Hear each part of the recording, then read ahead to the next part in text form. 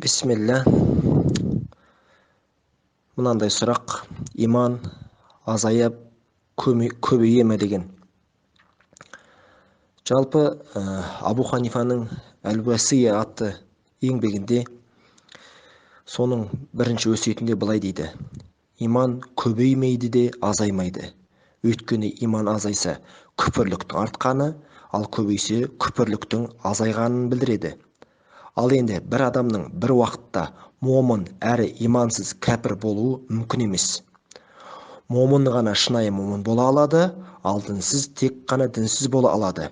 Күпірлікте күмән болмаған сияқты, иманда да күмән болмайды. Алла Тағала Құран кәрімде Анфал сүресінің 4-ші аятында былай дейді: «Улаика хумул муъминуна хаққо», яғни міне солар шынайы момындар десе, және бір аятында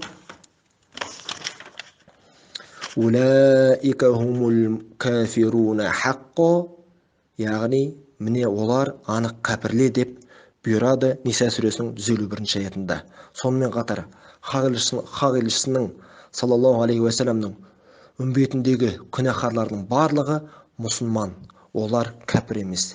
Яғни осы Абу Ханифаның рахимахулланың осы Әл-Уасия атты еңбегіндегі осы сөзі иман азаймайды, көбеймейді екеніне көзіміз толықтай жетеді екен.